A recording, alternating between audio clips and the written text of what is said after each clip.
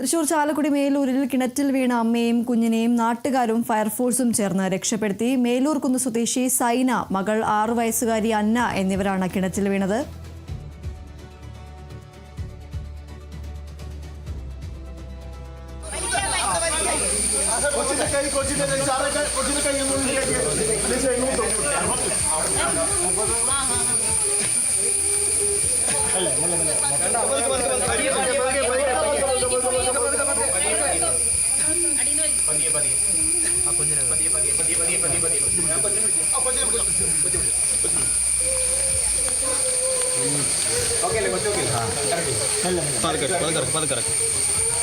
കൈ നോക്കണേ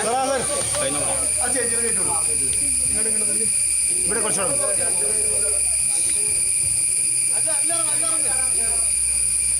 ഇതിലൂടെ പോകണം. ഒന്നും പറ്റില്ല. ആ കയറ് വലിച്ചേ. മെല്ലെ മെല്ലെ മെല്ലെ മെല്ലെ.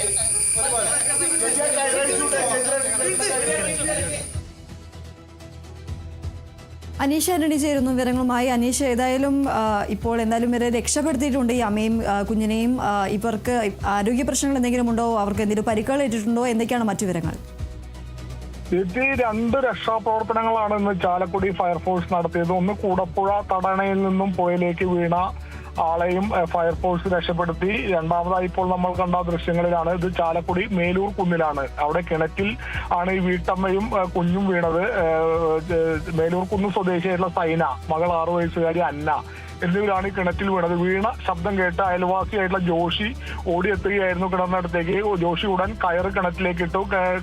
കയറിലൂടെ കിണറ്റിലേക്ക് ഇറങ്ങി അമ്മയെയും കുഞ്ഞിനെയും കയറിൽ പിടിച്ചു നിർത്തി. ഇതോടെ അയൽവാസികളെല്ലാവരും ഓടിക്കൂടി ഫയർഫോഴ്സിന് വിവരമറിയിച്ചു. ചാലക്കുടി ഫയർഫോഴ്സ് പൊടുന്നനെ അവിടേക്ക് എത്തി അധികം വൈകാതെ തന്നെ നെറ്റ് കിണറ്റിലേക്ക് ഇറക്കി. ആ നെറ്റിൽ ഇരുവരെയും കയറ്റി നെറ്റ് ഉപയോഗിച്ച് ഇരുവരെയും മുകളിലേക്ക് കയറ്റി രക്ഷപ്പെടുത്തുന്നതാണ് ദൃശ്യങ്ങളിൽ കണ്ടത്. എന്തായാലും വലിയൊരു ദുരന്തമാണ് ഒഴിവായത്.